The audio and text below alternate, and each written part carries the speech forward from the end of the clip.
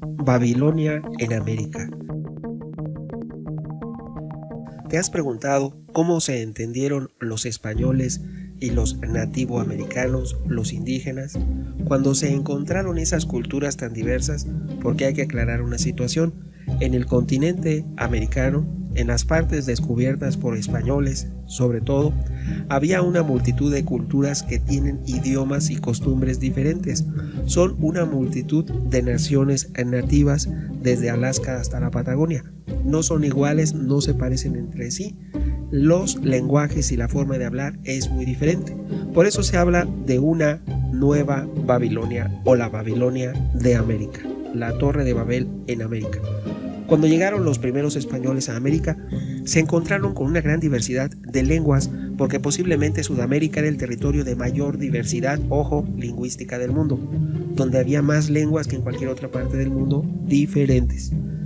Siendo las lenguas nativas innumerables, se llegó a indicar unas 170 grandes familias de idioma, 170 familias lingüísticas, con la particularidad de que cada uno de estos grupos lingüísticos, que venían a ser como el indoeuropeo, de manera de comparación, comprendía cada familia, cada una de esas 160, numerosas lenguas y estas a su vez un buen número de dialectos.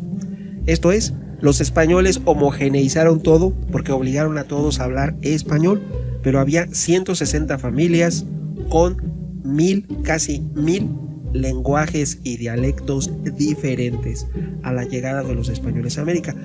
Todos sabemos que unos cuantos años después se descubre América en 1492, posteriormente en 1521 cae la Gran Tenochtitlan en agosto de ese año a manos de Hernán Cortés e inmediatamente 20-30 años después el 90% de la población había desaparecido.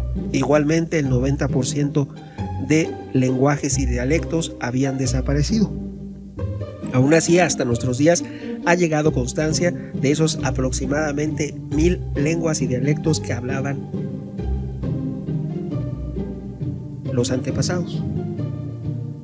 Aunque te diré que de estos grupos lingüísticos que venían a ser muy diferentes, comprendían lenguas y estas a su vez un buen número de dialectos que con frecuencia se hallaban muy distanciados entre sí.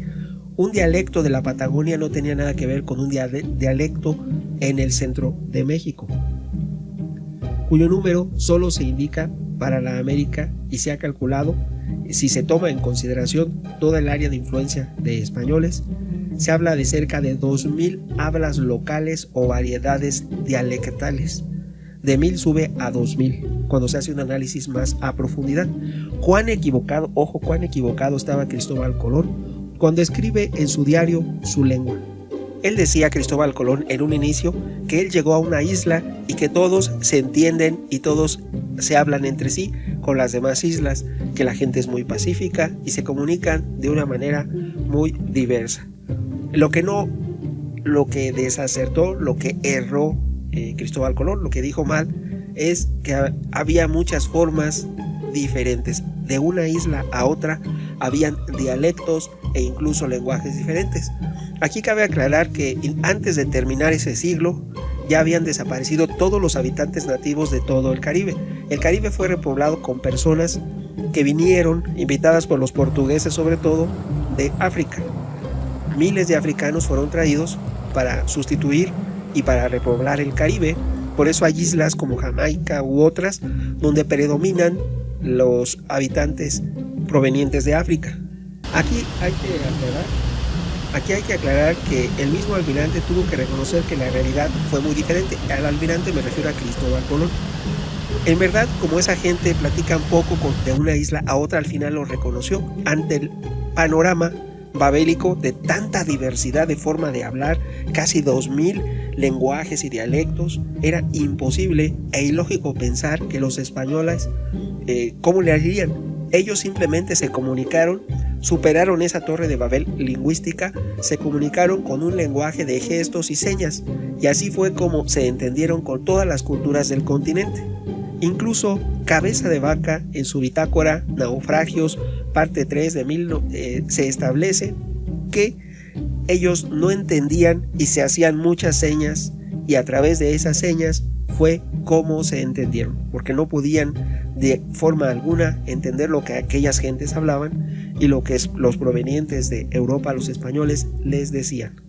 En los viajes de los descubrimientos atlánticos de los siglos XIV y del XV, se venía practicando con naturalidad un sistema de señas. Ya lo tenían, ya sabían. En otras partes, cuando los españoles viajaban a África o a Asia, ellos se comunicaban a través de señas con otras culturas, ya tenían experiencia. Cristóbal Colón ya lo sabía.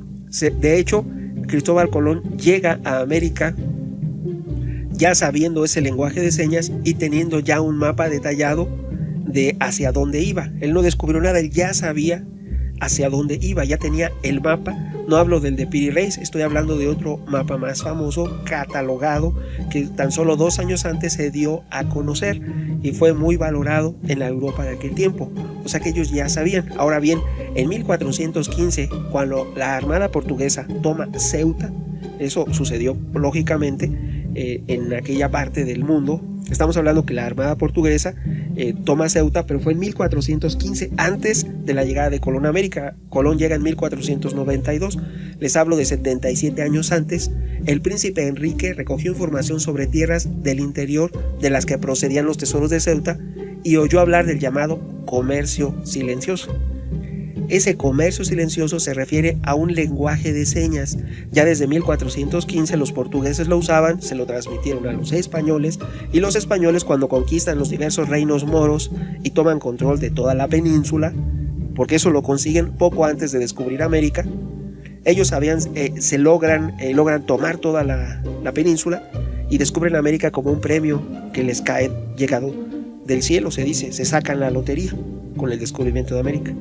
Ahora, cuando el interés comercial se puso a la curiosidad geográfica y a la especulación sobre una posible incorporación política de los pueblos indígenas que suponían la convivencia de las dos culturas, la cultura indígena y en este caso la cultura española, se tuvo que pensar en un contacto idiomático de mayor alcance.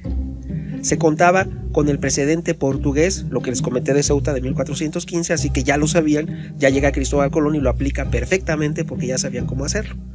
Primeramente lo aplican en las costas africanas, después llega Colón a América y lo aplican los españoles en América. Y también mandaron indígenas a la metrópoli. Y te diré que esa fue la intención de Cristóbal Colón desde el principio. Le había parecido que fuera bien tomar algunas personas de esas tierras y se los envió a los reyes para que aprendieran nuestra lengua, la lengua española, el castellano, y también para que los analizaran en la corte de España y los cristianizaran, porque se hablaba del bautismo para poder ser reconocidos como seres humanos. Si una persona no estaba bautizada, no era reconocida en calidad de ser humano. Por eso hubo la expulsión de varios pueblos que no estaban bautizados de la península española, y también recordemos que aún y a pesar de eso ocurrió lo que le pasó en otra región a los cátaros y también a los templarios. Ser cristiano tampoco era garantía de que te respetaran como ser humano. Igual le ocurrió en una de las cruzadas cuando toman la Gran Constantinopla. Es otro momento histórico, es un tanto diferente, pero estamos hablando de que todo ocurrió en estas fechas. Cuando cae Constantinopla a mano de los turcos fue poco antes, un poco antes del descubrimiento de América y después de cuando los portugueses toman Ceuta. La toma de Ceuta 1415, el descubrimiento de América 1492, la caída de Constantinopla aproximadamente en 1428. Estamos hablando de que en ese siglo, si se hubiera salvado Constantinopla, hubiera llegado hasta nuestros días, hubiera habido una continuidad del Imperio Romano. Es otro tema aparte, es nada más una manera de reflexión de cómo se entendían las diferentes culturas y que ya tenían experiencia en Europa, que utilizaban un lenguaje de señas. Te diré que regresando a Cristóbal Colón, él llevó para entrar en contacto con esas gentes nuevas a 2 intérpretes especialistas en señas, que eran Rodrigo de Jerez, que habían dado en Guinea y ya sabía el lenguaje de señas, y Luis de Torres, que era un judío converso que sabía y era experto en lenguaje de señas y daba clases de cómo interpretar el lenguaje de señas a otros españoles. En pocas palabras, Cristóbal Colón traía 2 maestros lingüistas expertos que estaban enseñando al resto de la tripulación y que eran los que transmitían ese conocimiento a los demás españoles para poderse entender con los indígenas. Eran expertos en el lenguaje de señas. Lo que no hay duda es que los intérpretes jugaron un papel muy importante, trascendental, para el entendimiento de los miembros de diferentes culturas por razones religiosas, políticas, comerciales y sociales. Tanto es así que gran parte de los resultados obtenidos se deben a la competencia del intérprete. Recordemos una intérprete muy polémica, Malinali la Malinche. Efectivamente, fue el arma, el ariete con el que se derribó a toda la cultura de América. Gracias a eso, Cortés pudo conquistar el Imperio Azteca y pudo forjar alianzas que propiciaron ese fatídico desenlace que no debió de haber ocurrido. De haber sabido el impacto y la trascendencia de ese intérprete llamado Malinali, no se trataría de recordar ahora como lo que fue. Fue una persona que traicionó a todas y cada una de las culturas con las que tuvo contacto. Aunque viendo esto era necesario y se hizo necesaria una forma de comunicación. Los indios venían a tratar la paz, decían los españoles, y amistad con nosotros, decían ellos. De tal manera que los intérpretes que tenían los indios eran torpes y bozales en la lengua castellana, que ni a los españoles daban ni podían dar a entender lo que los naturales y príncipes de esas tierras decían, ni por lo contrario entendían de todo punto de lo cual le hablaban los españoles a esos intérpretes que llevaron los primeros reyes y monarcas que tuvieron contacto con esas avanzadas españolas. Porque hubo una u otra expedición, fueron cientos de expediciones, algunas en busca de El Dorado, otras en busca de vaya usted a saber, y una de tantas fue la que conquistó al Imperio Inca, porque mucho hablamos del Imperio Azteca, pero en otra parte, en el Sudamérica, se conquistó al Imperio Inca y hay cientos de civilizaciones que desaparecieron. La explicación puede ser múltiple y variada, puede decirse que fueron las enfermedades que trajeron. Ellos tenían por costumbre religiosa no bañarse, era excepcional bañarse una vez al mes, los españoles no se bañaban prácticamente nunca y tenían por costumbre en aquellos años, y se decía por parte de los clérigos que el agua caliente abría los poros y traía enfermedades y hacía entrar los malos espíritus. Por supersticiones, por formas aceptadas dentro de la civilización europea de aquel tiempo, les hablo en este caso de la española, ellos traían malos hábitos de higiene y una multitud de enfermedades. Por el contrario, los nativoamericanos se bañaban varias veces al día. Todos los palacios, las ciudades, las viviendas tenían baños y todos los habitantes se bañaban como mínimo una vez al día. De hecho, se decía que Moctezuma se bañaba 3 veces al día y así los tlatoanis se bañaban siempre 3 veces al día. Tenían incluso en algunos montes cercanos, tenían grandes jardines y varios baños exclusivos para el gran tlatoani azteca, entre otros. Cada cultura, así como los romanos que fueron muy civilizados, iba a manera de ejemplo y comparación, ellos tenían las grandes termas romanas. El éxito de su civilización, lo característico de la civilización de la Roma antigua, del Imperio Romano, que dominó el mundo de aquella época, fue el baño. Las termas romanas eran los baños públicos romanos. Los nativos de América estaban igual de civilizados en ese sentido, porque valoraban mucho el baño y tenían baños para toda la gente, y todos tenían la costumbre de bañarse. El español de esa época no. Ahora bien, los españoles también tuvieron que aprender las lenguas indígenas, como por ejemplo en la expedición en la que participó Núñez Cabeza de Vaca, donde los supervivientes de esa expedición, famosísima, que se han hecho películas, libros y todo, de Cabeza de Vaca, Álvar Núñez Cabeza de Vaca, tras 8 años viviendo entre los indios como esclavo, vendedor, médico, y tuvo muchos roles, y al final llegó y fue rescatado, aprendió varias lenguas y eso le sirvió mucho para dirigir otras expediciones y para hacer relatos y bitácoras, y fue una referencia muy grande para sus contemporáneos en tanto a la interpretación del lenguaje y al entendimiento, él como español, del mundo indígena. Su experiencia fue muy valorada en aquel momento, pero sabemos de sobra la intención del español, que era únicamente conquista. No era entender, no era comprender, nunca se valoró, simplemente era imponer sus costumbres y conquistar. Hay que destacar que en este proceso de expansión lingüística, a los misioneros que con su afán evangelizador consiguieron que el español se implantara entre la población indígena muy rápido. Se utilizó como los primeros lingüistas a los misioneros, que obligaron de una u otra manera a los nativos, a los indígenas, a aprender de la manera más rápida y pronta posible el español. De hecho, la iglesia pronto vio una posibilidad de aumentar sus feligreses, y el papa de aquel tiempo, Alejandro VI, expidió en 1493 una bula papal asignando el dominio temporal de los territorios recién descubiertos a Castilla y Portugal, y declaró que la única justificación para esa bula papal, para esa asignación territorial, era la propagación de la fe cristiana y religiosa, aunque en verdad esta conquista espiritual tuvo que convivir con la material que se hizo con, ya todos sabemos, con sangre y con pólvora. De tal manera que los monarcas españoles, como buenos soldados, ojos soldados de la fe católica, evidenciaron un desvelo apostólico muy claro, muy evidente, muy tajante y muy contundente.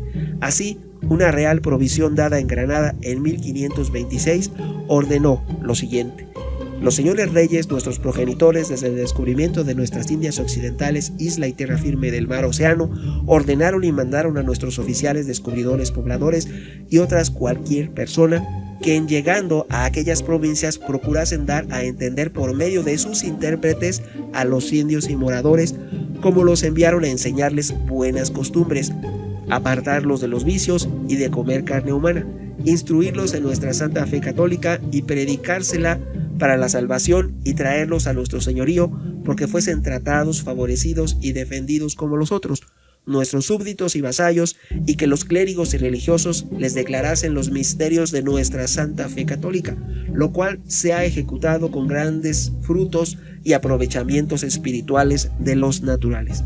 Es nuestra voluntad que lo susodicho se guarde, se cumpla y se ejecute en todas las reducciones que de aquí en adelante se hicieron. Ese fue el comunicado que ordenaron los reyes españoles en 1526. Fue la real provisión dada en Granada desde 1526.